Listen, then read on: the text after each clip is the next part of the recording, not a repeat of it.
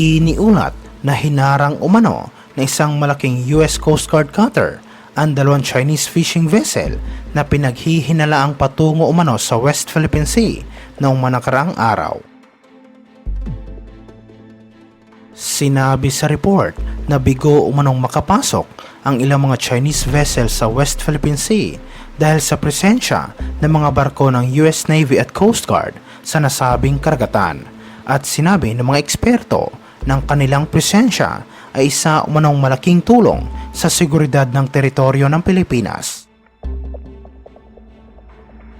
Ayon naman sa pahayag ng Department of Defense ng Estados Unidos na patuloy umanong magdi-deploy ng mga naval assets ang Washington sa West Philippine Sea upang tulungan ang Pilipinas na maprotektahan ang teritoryo nito at panatilihin ang freedom of navigation at overflight sa lugar.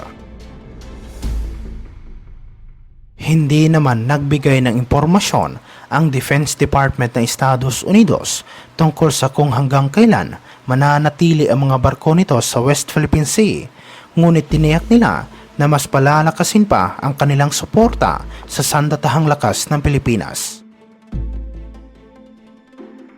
Iniulat ito matapos magpahayag ng suporta ang provincial government ng Palawan sa pagsama sa Balabac Island sa 4 na bagong lokasyon na kung saan ay gagamitin umano sa pagpapatupad ng Enhanced Defense Cooperation Agreement sa pagitan ng Pilipinas at Estados Unidos. Sa isang pahayag sa media, sinabi ni Palawan Provincial Information Officer Attorney J. Cohamco na naniniwala umano ang provincial government na mga bagong EDCA sites ay makakatulong na mapabuti ang mobility ng dalawang bansa sa pagresponde sa iba't ibang mga hamon sa Indo-Pacific region. Pinapayagan ng EDCA ang mga US forces na magkaroon ng access sa ilang mga military facilities ng Pilipinas at pinapayagan din silang magtayo ng mga pasilidad, mag-deploy ng mga kagamitan tulad ng mga eroplano at barko, ngunit hindi nito pinapayagan ang pagkakaroon ng permanenteng base.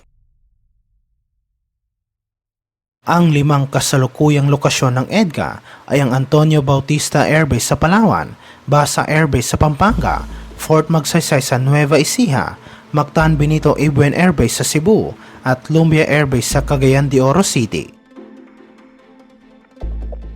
Inanunsyo ng Department of National Defense ang isang kasunduan na magbibigay sa mga American troops ng access sa 4 pang mga base na matatagpuan sa mga estratehikong lugar sa bansa, at layon din ng gobyerno na mapabilis ang pagpapatupad ng EDCA.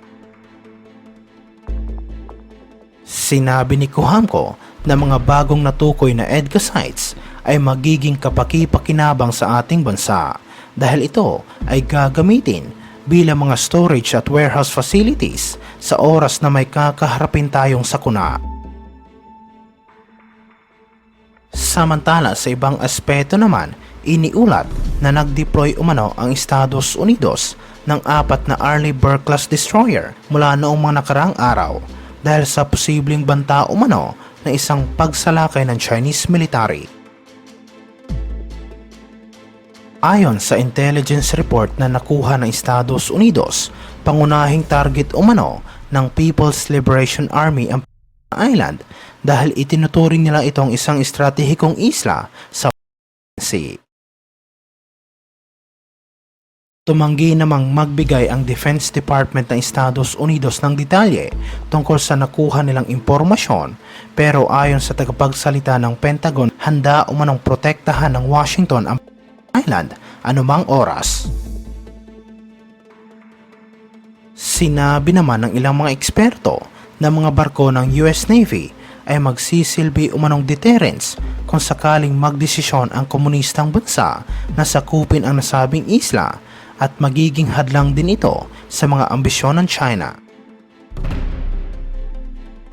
Iniulat ito ilang araw matapos magpahayag ang China ng pagkabahala tungkol sa posibleng pagkakasangkot ng Pilipinas sa isang potensyal na hidwaan sa Taiwan Strait dahil sa pag-aproba ni Pangulong Marcos sa mga bagong EDCA site sa Luzon. Sinabi ito ni Mao Ning, ang tagapagsalita ng Ministry of Foreign Affairs ng China, nang tanungin siya sa isang news conference na magkomento tungkol sa sinabi ni Department of National Defense Secretary na mga bagong EDCA sites ay para sa depensa ng teritoryo ng Pilipinas at ng buong rehiyon. Sinabi ni Mao na isa umanong internal na issue ang tungkol sa soberanya ng Taiwan at hindi sila ang nagpapataas ng tensyon sa Taiwan Strait, kundi ang mga Taiwan Independence Forces na nasa loob ng isla at ilang mga bansa na sumusuporta sa mga puwersang ito. Sinabi rin ni Mao na umaasa sila na makikita ng malinaw ng mga regional countries kung sino talaga ang nagpapataas ng tensyon sa buong Taiwan Strait dahil ang mga bansa na ito ay isinusulong lamang ang pansarili nilang interes sa rehiyon. Ang mga EDCA sites ay ang mga military facilities ng Pilipinas na kung saan magkakaroon ng access ang mga US forces sa ilalim ng Enhanced Defense Cooperation Agreement sa pagitan ng Washington at Manila na nilagdaan noong 2014. Ang dalawang panig ay nagkasundo na magtalaga ng 4 na bagong EDCA sites at 3 sa mga ito ay nasa hilagang bahagi ng Luzon. Ito ay ang Camp Melchor de la Cruz sa Isabela, Lalo Airport sa Cagayan at ang Camilo Osias Naval Base na nasa Cagayan din.